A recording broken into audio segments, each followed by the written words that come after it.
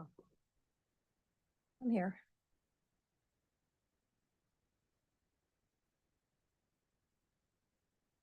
Real quiet.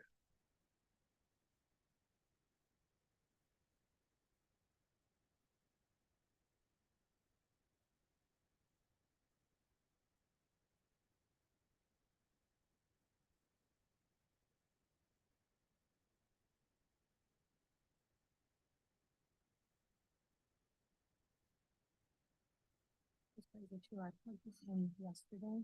Mhm. I'm doing church. So tonight, I'm like, it's okay now. Another cable. Time is 7 p.m. We'll call this meeting to order. Would everyone please rise for the Pledge of Allegiance? Pledge allegiance to the flag of the United States of America, to the republic which stands one nation under God, indivisible, with liberty and justice for all. Madam Clerk, can we have a roll call, please? Mayor Pulaski, Here. Trustee Delapenna, Here. Trustee Domke, Here. Trustee Forsythe. Here. Trustee Lanisa, Here. Trustee Prokowski, Here. Trustee Trejo. Here. We have a quorum. We'll now move on to presentation of the prepared agenda. Is there a motion to approve the agenda? So moved. Second. Any discussion? Seeing none, all those in favor, please signify by saying aye. Aye. All those opposed, nay. Any abstentions? Seeing none, the motion carries. We'll now move on to Village Board public comment. Anyone wishing to provide a comment on a topic or an agenda item may address the Village Board during the public comment and public hearing segments of the Village Board agenda by submitting comments in advance using the online form or during the meeting. Madam Clerk, do we have any comments submitted in advance? Two. The first one is from Rita Tacona, who writes about Nergi Road. South side of Nergi from Roselle Road to Plum Grove Road has been an eyesore for the village of Roselle for the years I've lived here since 1998. The last summer, 2023, we had a grueling summer of a total reconstruction of Nergi Road, and I'm happy to say about 1 week ago, the job was completed and all the barrels have been removed, making Nergi Road a much nicer roadway to live on. My question is, what are the plans to improve the aesthetics of the property along Nergi Parkway? Because of fencing, the homeowners whose backyards line up to Nergi Road do not maintain this property. There is garbage, broken glass bottles, cans, along with overgrown weeds, etc., always on the sidewalk and parkway, along with cracks in the sidewalk, and the sidewalk generally being uneven in many places. Once the sun goes down, there is no lighting other than that coming from oncoming traffic to light the sidewalk if you're walking on it in either direction. I have brought this to the attention of Roland Munoz, code enforcement in 9/26/2020, and honestly, nothing has improved other than one homeowner burning the grass that was behind his house in order to not do anything, creating an even larger eyesore. This is an area of nice houses, and for the taxes we pay, I expect that Roselle would do better to maintain this area. Please let me know what the plan to do so is. Thanks for your attention to this matter, Rita Tacona. A few items on that one. So Cook County actually has the jurisdiction on that road. So that's who actually was responsible for resurfacing. We were very happy, just like you were, to have that road repaired. I think there's a couple aspects that we do have control over and we do have a lot of involvement with. And one is economic development activity around that area. So while that's not adjacent or immediately in the area you're talking about, you know, we have a lot of relationships and conversations with the property owners in that corridor. So we can help make sure that they're not only taking care of their property, but we're getting quality tenants in those buildings. So that way there's things that residents want to shop, but also are going to reflect our community's values and our aesthetics instead of it kind of being left vacant or not cared for well. I think the other aspect of that is code enforcement. That complaint was to code enforcement officers since we've been since then. So I know we're actively recruiting a new code enforcement officer right now for the village to help address these types of things. So we're a little bit short staffed in that. As far as our strategy with that, I don't know if our community development manager has anything to add from that angle of things. Typically, we just try to respond to complaints as we receive them and work with the property owners. They're usually their properties are on Jennifer Lane backing up to Nergi to educate them that they do need to maintain that property beyond their fence. So it's an ongoing process as we continually try to educate everyone on what their maintenance requirements are. And as far as the lighting, I know we've started to take a lot of looks at pedestrian access as well as lighting. So we've had a couple of studies, while it doesn't impact the Nergi corridor, that we're working on that are a little bit higher priority. And I think we're slowly going to work our way around the list to get to that area at some point. So we have a certain plan on that. So appreciate the comment. Any others submitted in advance? Yep. One from Monica Nasiatka. regarding chickens. To whom it may concern, I am writing to express my strong support for the idea of allowing residents in Roselle to keep chickens. Firstly, it is worth noting that the city of Chicago has successfully embraced the idea of urban chicken keeping. The positive impact of allowing residents to keep chickens in Chicago has been evident in the form of sustainable living practices, community engagement, and a closer connection to nature. Encouraging a similar initiative in Roselle could be a step toward aligning our community with these progressive and environmentally conscious urban practices. Keeping chickens is recognized as one of the easiest ways to live more sustainably. These feathered companions play a crucial role in various ecological aspects, such as eliminating kitchen traps, providing natural fertilizer for gardens, controlling pests, and assisting with composting. Their presence in our community would contribute to a more sustainable and eco-friendly lifestyle, aligning Roselle with the growing global movement toward green living. Moreover, the benefits extend beyond environmental considerations. The joy of raising chickens lies not only in their contributions to a healthier planet, but also in the reward of enjoying fresh, free-range eggs.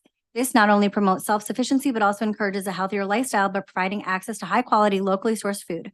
By allowing residents in Roselle to keep chickens, we open the door to numerous educational opportunities. Residents young and old can learn about responsible animal care, the importance of sustainable living, and the interconnectedness of our environment. This creates a platform for community workshops, coop tours, and educational programs that foster a sense of camaraderie and shared responsibility among neighbors. I understand that concerns may arise, but it is important to note that many municipalities, including the city of Chicago, have successfully implemented guidelines to address potential issues related to noise, sanitation, and aesthetics. By learning from their experiences and tailoring regulations to suit our community, we can ensure a harmonious integration of chickens into the fabric of Roselle. In conclusion, I urge you to consider the numerous benefits that allowing residents to keep chickens can bring to Roselle. By embracing this sustainable and community-oriented practice, we have the opportunity to enhance the quality of life for our residents and contribute to a greener, more connected future. Thank you for your time and consideration. Monica Naziat. Thank you. And I think it's just worth noting for everyone that we're not taking any action or discussing that item at this board meeting, and I don't have a board meeting yet that's scheduled for at this time. So, are there any members of the public here today that wish to address the board? Let the record show none. We'll move on to our officials and staff reports. Under mine, I have the honor to swear in our new sergeant. So if you'd like to join me up at the podium.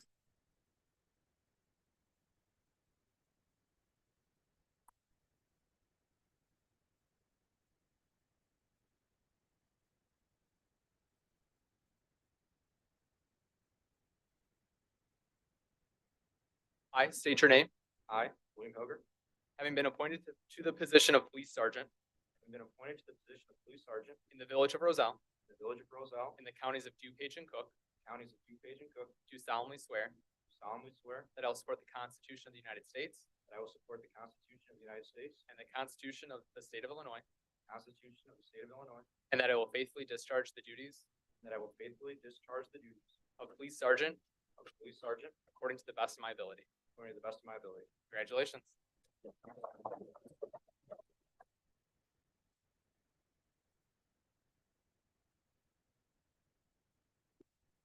This is my brother Joseph.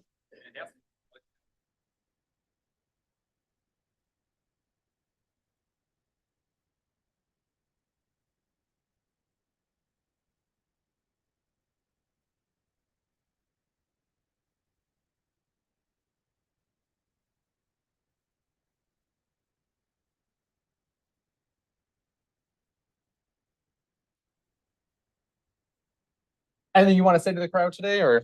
I appreciate the support of the village administration, the police administration, for that means here. My family and friends who have helped me support me today, it means a lot. And then to all my coworkers, my supporters, my boss, all you guys over the years that have helped me get to this point, I really appreciate it.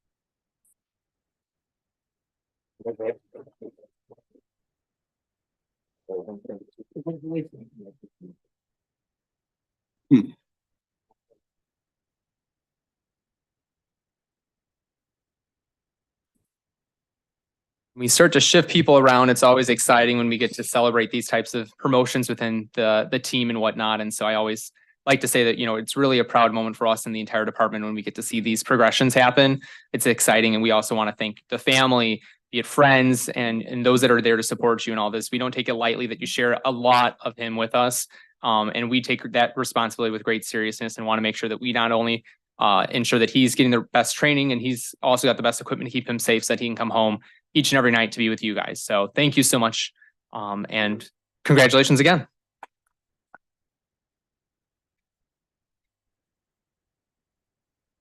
And with that, as exciting as I know municipal government is, if you all would like to celebrate that promotion, we won't think less of you if you want to move the party on down. So I'll give you that opportunity. I know how to clear a room, I guess, guys. The other thing I'll throw out there under my report is just invitation to everyone. We'll be having our community open house coming up on Saturday from 9 to 10. So join us at the Klaus Rec Center on the gym floor. We're going to be serving Maple Leaf Roasters coffee and have chocolate inspirations for everyone. So come, it's just going to be a social hour to meet old friends in the village or whatever, meet new ones as well. Because I think the one thing that we all acknowledge is that our residents really help make Roselle a special place. So we wanted to do something special this holiday season. Following that, we're going to have a special coffees with the boards, plural. We're going to be joined by the Roselle Park District. So if you have questions about the village or the Park District for that matter, we'd be happy to take any questions or any ideas you may have. They'll be happening from 10 to 11 in the Maple Room, which is just across from the gym there. And there'll be more fun activities happening that same day, but I'll wait for the clerk to discuss that. And just a small thank you, I'm sure the clerk will also bring it up, but thank you to Green Roselle for their help with the oils recycling. That was a great program for a lot of people who may indulge in frying a turkey. So appreciate the organization taking that on this year. So with that being the case, that's my report tonight. Are there any village trustees with a report tonight? Trustee Prokowski. So I have two things to report. One is it's already time to start thinking about spring next year because Flags for Roselle subscriptions will open this Friday. So make sure that you remember to sign up for that. It's a great program, supports many local organizations through their activities. Additionally, on December 8th, the Lake Park Educational Foundation is having its Night of Fine Dining and Theater fundraiser. Tickets are available for sale on the Educational Foundation's website. You can go in, there's a silent auction, some hors d'oeuvres, and then you get to see this year's winter play, The Lion, the Witch, and the Wardrobe. So hopefully if you got nothing else going on that night, you think about stopping by. And that is all I have, Mayor Plesky. Thank you so much. Are there any other trustees with a report tonight? All right, village clerk. Winterfest is coming this Saturday from 2 to 5 p.m. I'm so excited. It's going to be awesome because this year we're shutting down Prospect Street. We're consolidating the event. So we're going to have food and music and activities and ornament making. Anna and Pixel will be there. Possibly stormtroopers will be there. It's non sequitur, but it's going to be great. So please come out. It's going to be a fun-filled Roselle Day. Thank you so much. Village attorney. No report. Village administrator. All right, we'll now move on to unfinished business. First is our consent agenda. All items listed on the consent agenda are considered to be routine, procedural, informational, self-explanatory, or non-controversial in nature and will be enacted in one motion. There'll be no discussion on these items. Tonight, we have the approval and authorization, approve and authorize the reduction of the subdivision bond for the Timberleaf subdivision from $211,908.89 to $154,991.49. Adopt a resolution approving and authorizing the execution of a collective bargaining agreement by and between the Village Roselle, the Roselle Firefighters Union Local Number 451, International Association of Firefighters, AFL-CIO, CLC. Adopt a resolution approving and authorizing the execution of a collective bargaining agreement by and between the Village Roselle and the Metropolitan Alliance of Police, Chapter 258. Adopt a resolution approving and authorizing the execution of a memorandum of understanding by and between the Village Roselle and the Metropolitan Alliance of Police, Chapter 258. Pass an ordinance amending Chapter 13, Article 6 of the Code of Ordinance of the Village of Roselle, Illinois, prohibiting the sale of Delta-8 THC and THC acetate ester, THCO. Adopt a resolution approving and authorizing payment to Cargill Incorporated for the purchase of road salt in the not to exceed amount of $127,600. Adopt a resolution approving and authorizing the payment to Vehicle Service Group LLC for the purchase of a portable vehicle hoist in the not to exceed amount of $60,512.49 through the Joint Purchasing Cooperative Sourcewell. Adopt a resolution approving and authorizing payment to InfoSenses Incorporated for the purchase of sewer line rapid assessment tool in the not to exceed amount of $30,020. Adopt a Illinois Department of Transportation IDOT resolution for improvements under the Illinois Highway Code, authorizing the expenditures totaling $1,115,000 of motor fuel tax funds in 2024 for the maintenance improvements of village streets and right-of-way. And adopt a resolution authorizing the execution of Illinois Department of Transportation requests for expenditures authorization of motor fuel tax funds for village motor fuel tax expenditures for the program year 2024. there a motion to approve? Is Moved. there a second? Second. Madam Clerk, could we have a roll call, please, when you're ready? Trustee Trejo. Aye. Trustee Domke. Aye. Trustee Delapenna. Aye. Trustee Forsythe. Aye. Trustee Lanisa. Aye. Trustee Prokowski. Aye. That motion passes. We have nothing under community development tonight. Administration, trustee Forsythe. Thank you, Mayor Pileski. I would like to move to adopt a resolution approving a water purchase and sale contract between the DuPage Water Commission and contract customers. Second. Any discussion? Seeing none, could we have a roll call, please? Trustee Forsythe. Aye. Trustee Trejo. Aye. Trustee Delapenna. Aye. Trustee Domke. Aye. Trustee Lanisa. Aye. Trustee Prokowski. Aye. That motion carries. And then I have item 10B, I would like to move to adopt a resolution approving an extension of the water supply contract between the DuPage Water Commission and the city of Roselle. I'm so sorry, the city of Chicago. Second. Any discussion on this one? I will say Chicago is the big player in this, and this contract extension gives the opportunity for the commission to evaluate if it can develop its own pipeline to source water itself. Right now, we are subsidizing the city of Chicago budget to the tune of over $100 million a year on an annual basis, I believe is the number. So it's not small money there, but we think that there's an opportunity for us to source water ourselves from Lake Michigan at a reduced cost, but we need to extend this contract in the meantime. So, can we have a roll call, please? Trustee Forsythe. Aye. Trustee Trejo. Aye. Trustee Delapenna. Aye. Trustee Domke. Aye. Trustee Lanisa. Aye. Trustee Prokowski. Aye. That motion carries. That is it for administration tonight. We have nothing under fire, police, or public works. Finance, trustee Delapenna. Thank you, Mr. Mayor. I'd like to make a motion to approve the accounts payable list for November 27th, 2023 in the amount of $2,146,653.16. Second. Any discussion? Seeing none, can we have a roll call, please?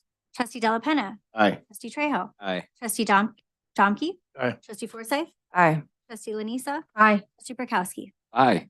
That motion carries. Thank you.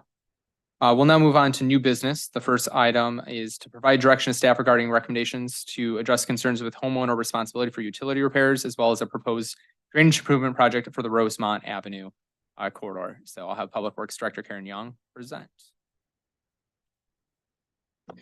Good evening. So we'll be covering several topics tonight regarding our ongoing efforts on Rosemont Avenue, as well as recommendations for your consideration. The four things that we're going to talk through are service line ownership and a potential warranty program, are the village's mainline sanitary sewer evaluation in that area, roadway paving restoration, and then also drainage improvements on Rosemont Avenue. So as part of our ongoing conversations with the residents out in the Rosemont area, we recognize that many residents are frustrated when they find out that the village's requirements are the private property lines are owned and maintained for the most part by property owners. So we've been looking at several options that could potentially provide a warranty program, since these items are not covered by your typical homeowner insurance. So one program that we looked at is called Service Line Warranties of America, or it's also known as HomeServe.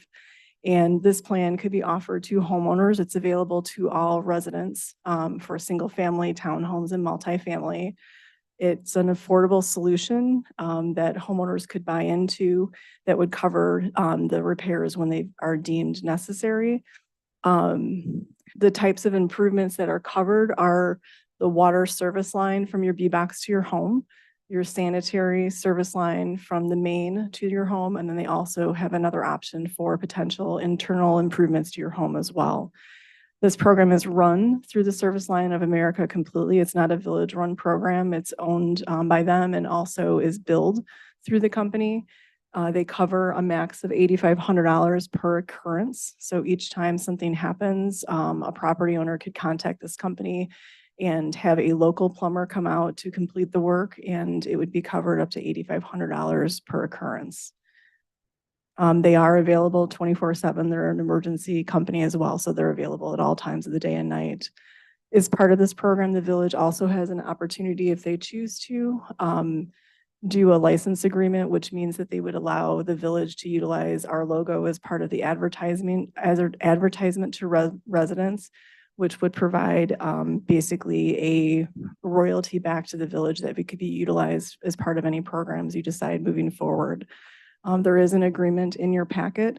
We've started the review with the attorney. There are several things that we're going to need to address, but so far, what's in there for the most part is acceptable. We've contacted several references, as close as Hanover Park does support this program. And consistently, what we heard from these other communities is that it's a great way to support our residents and provides benefits that they wouldn't be able to get elsewhere. So I'm going to stop with that for a minute to answer any questions on that. Any questions from the board on the warranty program? Really looks good. I'm glad somebody comes up with some of these things because people need some help. For sure. Good research, whoever did the research. It was a team effort. Any other questions from the board? Is there general consensus to move forward then with an agreement? Yes. Yes. Great. Thank you for that. I really appreciate it. I know we don't like to put residents in this kind of position, but to take on that responsibility is cost prohibitive to a very large figure. So I think this is a good way that we can meet halfway. And I think there's hopefully opportunities that we as a board can make some policy decisions where that franchising fee or that licensing fee that comes back to the village could be used to maybe to go towards some aid to help residents that may need additional assistance beyond what this can provide too as well. So just to clarify, they're going to market this once we give them the licensing agreement to everybody in the village, right? Not just to the. Correct. Correct. And then we can provide information on our website as well. A lot of communities will have that information on their website under their service line information, which they can reach out to the company directly with questions. Okay, thank you. You can opt into any combination. So you could just do sewer, you could just do water, you could do water and sewer, you could do all three. Correct. I think it's great. So it can really fit what In they're. some cases, it's a lifeline. Great. So you got direction to move forward with the warranty plan. So we'll move on to the village mainline sewer evaluation that was conducted. Correct. And then several months ago, we started a process of evaluating several of the sanitary sewer lines. The village's main line in that area, all of the lines that we looked at were all of the same age and installation dates approximately. So that work has been completed. We've found no issues with the village's mainline sewer. This program was also offered to the residents an opportunity if they wanted to have their private service lines evaluated, and to the best of our knowledge, no residents took them up on that opportunity to do that. So at this time, we've found everything to be acceptable with our main. Any questions regarding the sewer main evaluation? Thank you. I think let's continue I think what we did was a good policy in general. And I think when we line these sewers in other areas, let's just make a point to go back and reevaluate those to make sure they're continuing to hold up. It was a newer technology that has been proven over the years, but I think it's always a better policy to find an issue before it happens. And so I think it was a good insurance check on our part. So thank you. Absolutely. And then the next item is relating to pavement restoration. As you've heard, many of the residents, when they've had these sewer repairs, have been actually in the roadway, which requires costly roadway patching as part of the completion of the project. We have found on average that there's about 6 properties per year that are being required to replace the pavement within the right of way. And we've, been looking at some different options on that. So it's about $1,000 per location is the average. Some can be higher, some can be lower depending on where it's at, but it's been about an average of $1,000. So we're providing a couple different options for your consideration. The first option being the village coming back and doing the actual pavement patch after the contractor has completed their work. We recommend, putting a buffer in there of about 120 days to complete that restoration for several reasons. One, because we need the opportunity for any settlement to take place as part of that repair work, but then also to fit it in with our either our village crews or with our contractor work in the future. The second option would be providing a reimbursement program. So that is in that scenario, the property owner would hire the contractor and complete the work and seek a reimbursement from the village up to $1,000 per location. For either of these, we're recommending it to be for residential property owners, or properties only, not for commercial or industrial. And then also not for new construction or non-residential properties. And then lastly, we do have several homes that are along state and county routes. And in that scenario, we're also recommending that it would just be a reimbursement program, just due to the variety of, issues, not issues, but just processes with the state of Illinois and DuPage County. So we recommend $1,000 per location on that.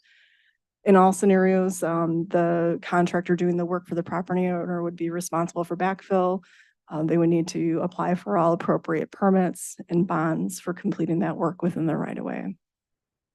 Any thoughts or direction from the board on this? Trustee Burkowski? So I'm fully in favor of option one. I like the kind of more control it gives us also. The 120 days, that is just very logical that you don't want to be putting down the asphalt and then having it settle under it. That doesn't do anybody any good. And I agree with both the eligibility and IDOT or county routes kind of components of it as well. Any other thoughts from the board? I concur with Trustee Burkowski. I agree. Agreed. Everyone's on Agree. one? Yeah. And all right, perfect. I like that too. I think we've seen more bad patch jobs than good patch jobs. If it's our street, I feel better about us taking on that expense and doing it the way that we feel comfortable and satisfied with to our standards. And then it cleans up a little bit of the bonds, I think a little bit on the back end too, which should hopefully help staff downstairs some headache. So we've got direction on that. So I think at least that's one way we can provide some savings to residents. So thank you. You're welcome. And then finally, the Rosemont drainage improvements. Yeah, so we have, as part of our conversations, there were some questions brought up about reditching and making some improvements to that along Rosemont Avenue. So the estimated cost for that work is going to range anywhere from $170,000 to $250,000. It should be noted that is based on our current cost estimates. So whenever we project that in the future, that cost could be increased. And then it also will vary based on the driveway limits. So the smaller number is just based on a smaller patch on a driveway, and the larger number is based on a full apron replacement. So in terms of funding options, there's potential for some state infrastructure grant funding. We don't have all the details on that, but if there is potential, if we do get that is something that could be considered. And then in terms of like a timing of a project, right now we've recommend the work, sorry, I put 2024, but I think it's actually 2025. So we recommend that to be in a future year for consideration. Any questions from the board or direction on this one? Wayne, sorry, you're Is it gonna be similar to what we did on Foster? The culvert, the depth and all that? Not the depth, because the depth out there is not as significant. I mean, there will be some adjustments and some fine tuning of the grades out there. There are some locations, if you've been out there, the ditches have been filled in, there's not adequate piping, there's just a variety of things. So it would be consistently making it a ditch line in that area to improve the flow. But I would say just based on visually, it would not be anywhere near as deep as that. Just to ask one more question, Granville, Glen Lake, Thorndale, they're all similar in that area. Do they all have these culverts? I haven't been out to all of them that I recall, but some of them do, some of them don't. They all might have this problem. It could, yeah. Okay. Well, I mean, there's a problem that has to be repaired. So I'm okay with it. okay. Trustee Prokowski, you had your hand up. I was just gonna say I'm in agreement then. 2024 or 2025? Yeah, I wrote down 24, but I think we need to confirm that. You mentioned 25 when we spoke, so, Yeah, but yeah, I think it's going to depend on available funding. So, capital funding or grant funding or any other source of revenue could change when that is. I think the key thing for this is it's predicated on the state releasing money that's been guaranteed to us through the state budget process. But one thing that's frustrating for us all is just because we have money in the budget doesn't mean you actually get the money, which seems very counterintuitive, but they have to then get a state agency to manage that money for you and then give you an application to then apply to get the money that they have put in the budget for you. So I think the whole idea is we're going to earmark it so that way we can move as quickly as we can once that money's released from the state, if it's released from the state. So it might be 2028. well, or we find other funding, right? So, but yeah, so direction though. consistent with the I'm board? for it. All right, thank you so much. Great, thank you. Thank you so much. I know we have a lot of people from the neighborhood in the audience tonight. I want to thank you for your patience. I know we've had a number of conversations and I appreciate you all sharing your perspective, your experience and helping us understand what's going on in the neighborhood. And I know this took some time, but I think good solutions take time so we can make sure we're addressing the root cause of the problem instead of just trying to address the surface level. And I think we've made some good progress here. We are doing a street survey next year for all of our streets around the village. So I know there was a lot of concerns about the quality of the street. That will be done through radar investigation on all of our streets. So we'll have a better idea next year about where Rosemont's condition falls across all of our other 74 miles of streets in the village. So, but I feel we've started to make a lot of good progress here, and I'm happy to at least hopefully share some positive news as we wrap up the year and we get close to the holiday season. So. The next item on our agenda. Housing developers, and one was a market rate developer.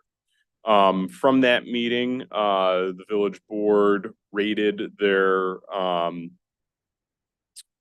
firms, and we came away with the Alden Foundation and the Michael Development Company as the two primary developers that the board desired.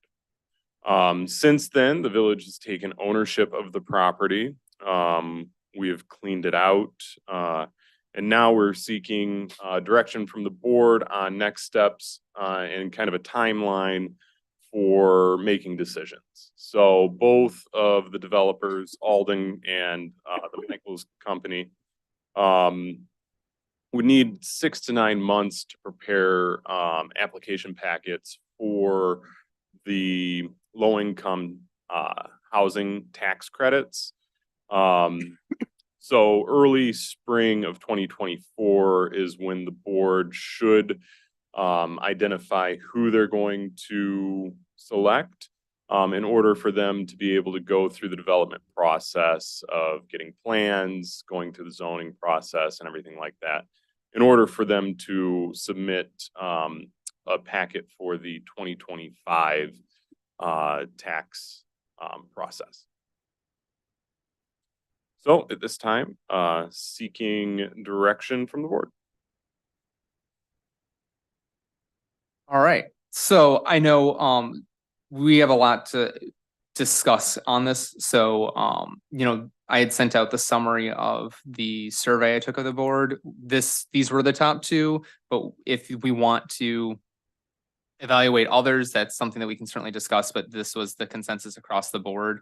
I think we need to kind of, to Matt's point, start to hone in on, what are the things that we're concerned about from a site planning perspective, so we can start to actually bring concerns or what our vision is to whoever we want to work with, or start to narrow down that list so we can have them give us feedback on what's possible or not on this site. So I know there was a lot of questions that we also answered as well. So I don't know if there's new questions that have come up that the board needs answers on as well. So.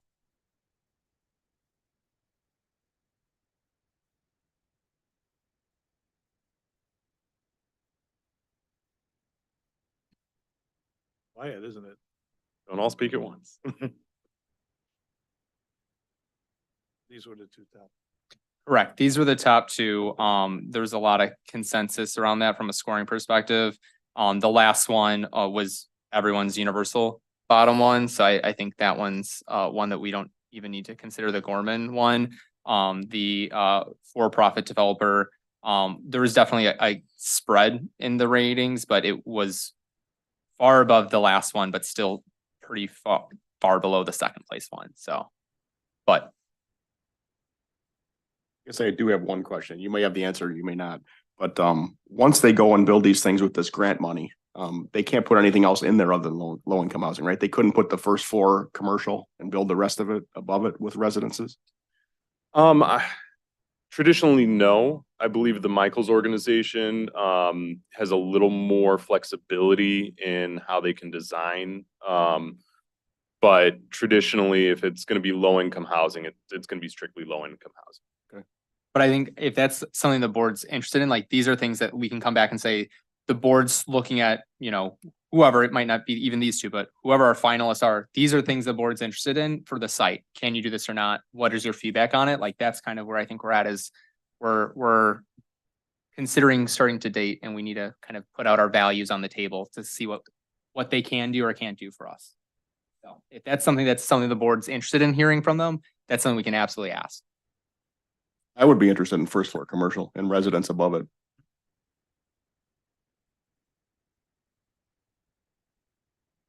Wayne? Which brings up the question of how do you zone something like this? How do you zone affordable housing? And when you zone it that, can it ever be not affordable housing again? So Be market housing? I'll have Karen address that. I don't think there's anything that you do zoning wise with affordable housing, but in this case, how does that play out from our zoning administrator's perspective? So for zoning, there's really no difference in how we would zone it for market rate versus affordable. It would be B3 town center zoning because it's part of our sort of in the comprehensive plan and then in the design standards. It's part of the town center area. So that would be the zoning that we would look at no matter what type of redevelopment occurs on the site. I believe if we did any zoning based on income or whatnot, that would be illegal because that would be discrimination. So then let me just the same thought is, how does it be affordable housing when but you are using the income as a determinant on who can be in this building? So you are using their income as a requisite to being in this building. So I think that's a criteria for federal funding that has nothing to do with our zoning regulations though. The two are different. So, okay, so then my last thought is, if you made this senior affordable housing and you couldn't get any seniors, let's say, then can you change it to another market? Through contracting with these organizations, there'd be strict guidelines and requirements for them to follow. So for the tax credits, if they're in a tax credit deal with the state of Illinois and they say it's going to be 65 or older, it's going to be 65 or older. And it has to stay that way, even if you can't get people to come. Unless we renegotiate a contract. Well, for 15 years, right? 30. 30. Well, I thought the second 15 were renewable. Wasn't a guarantee. You can lock it in. And then the Alden Foundation said that they would be in it for the full 30 years, whereas Michael Development would only guarantee they'd be in it for 15 years, right? Correct, but I think the difference is Alden has their own nonprofit that can take ownership of it and develop it. Michael's is a profitable development corporation. They partner with a nonprofit. That nonprofit that is working with them on this deal would take it over in the 15 years. So it's kind of a name swap deal, which I totally acknowledge is a little bit convoluted, but.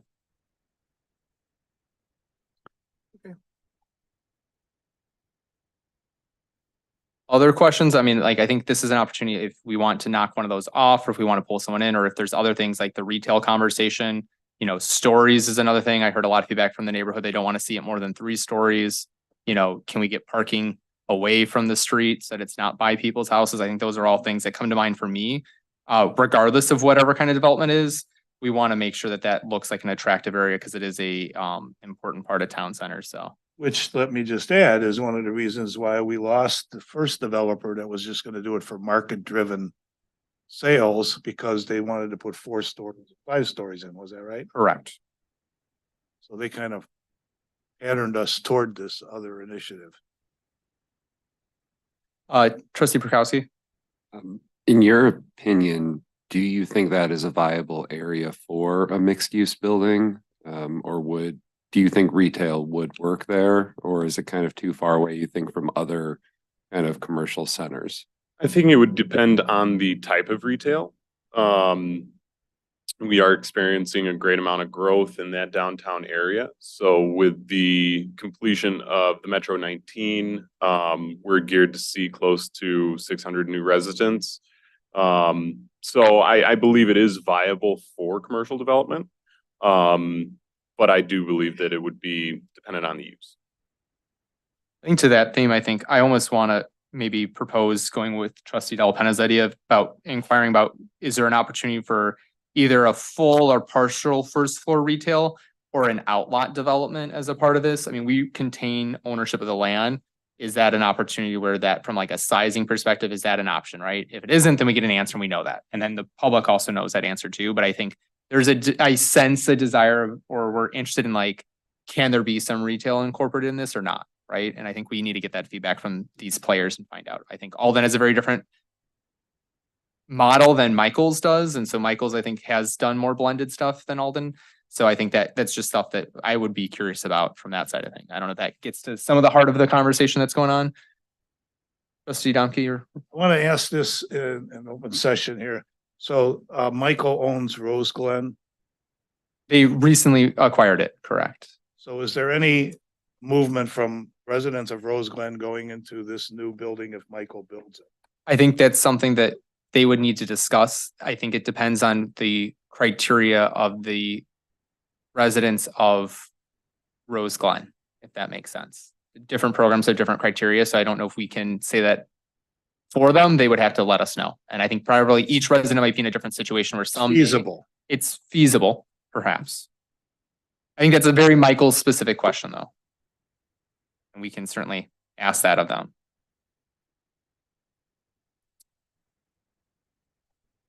Any other questions or thoughts?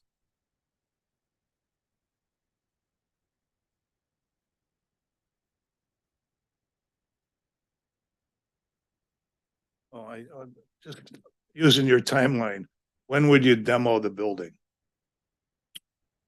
The demolition probably still wouldn't take place until 2025.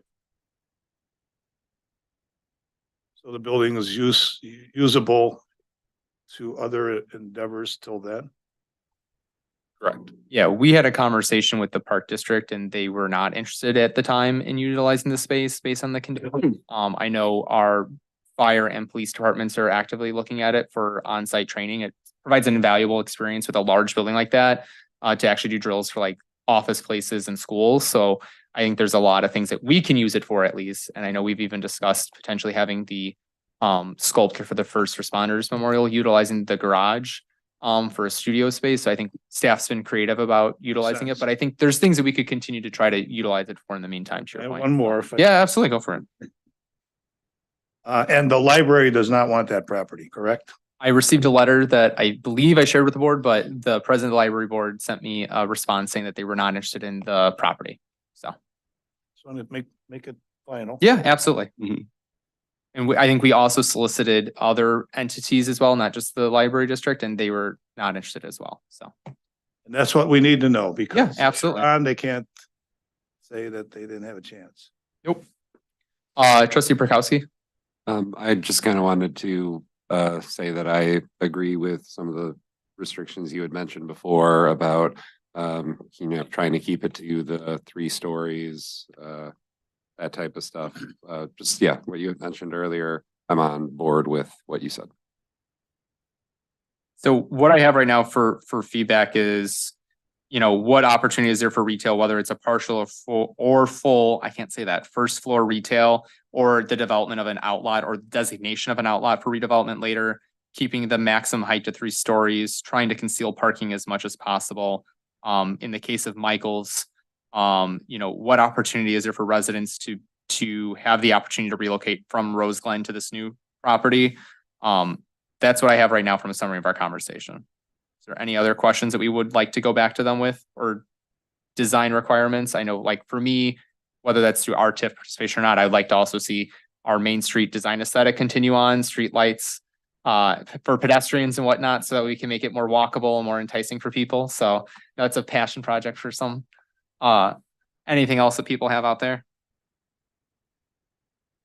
Well, I do want to say that they do accentuate the fact that they're going to try to fit it into our neighborhood, not us fitting it into their neighborhood. Mhm.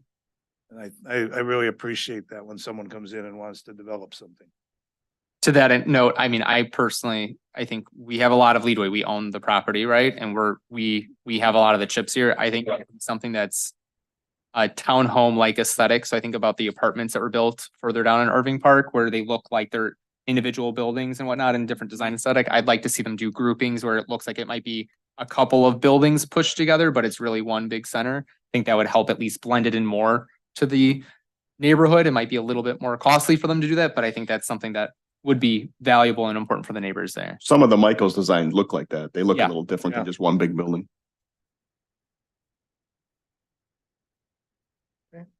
So is consensus that we would like to go back to Alden and Michaels and say you're kind of our finalists that we would like to continue to discuss things with and give them our wish list, or is there any changes from the board? Makes sense. I would go with them. All right. It's your direction. Thank you very much. Took us a while to get there, but All right, that concludes our new business. We do have an opportunity for public comments. Is there anyone here tonight that we should address the board at this time? Yep, if you want to just come up, just state your name for the record, please.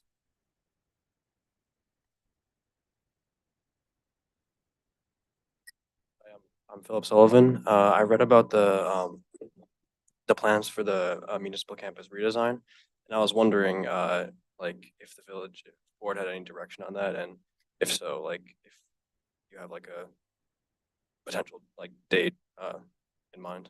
Yeah, so we are currently in the process of doing our engineering work for the second portion that's right outside Village Hall. Once that's concluded, we hope to go out to bid around the February timeframe of early next year. And so if bids come back better than they did this year, then we'll be able to allocate money to it. We do have some money that we are putting towards this project. It's just a matter of kind of putting the final pieces together to make sure that we can get that going. My expectation or hope or dreams at this point is that we can break ground Labor Day weekend of next year. So that way we can ultimately do a grand opening from a weekend in 25. So it feels like it's a long way out, but that's our hope. We'll see. I know what will happen is we've continued to progressively edit things in a way that's more from an engineering perspective, easier to accomplish. So there might be a few changes from that concept to what it becomes, but I think we're getting closer to that becoming a reality, hopefully. So Thank you. also as a part of that, we're including mixed receptacles for things. We currently just have trash cans around Main Street. This would include trash, recycling, and like pet waste, I believe was in there in the designs. I could be wrong on that, but so we're looking at integrating some of that into that design feature, as well as other things that can help make it a little bit sustainable from that side. It's like native plantings, reducing sod and stuff like that. So some exciting things that will be incorporated as part of that. So great. Any other public comment here tonight? All right. Is there a motion to convene executive session for the purpose to discuss real property, setting a price for the sale or lease of property owned by the public body, and then personnel reviewing the performance and compensation of the village administrator? So moved. Yeah. Second, can we have a roll call, please? Trustee Domke. Aye. Trustee Trejo. Aye. Trustee Della Penna. aye. Trustee Forsythe. Aye. Trustee Lanisa. Aye. Trustee Prokowski. Aye. That motion passes. No final action will be taken, and the board meeting will be adjourned from executive session. Thank you.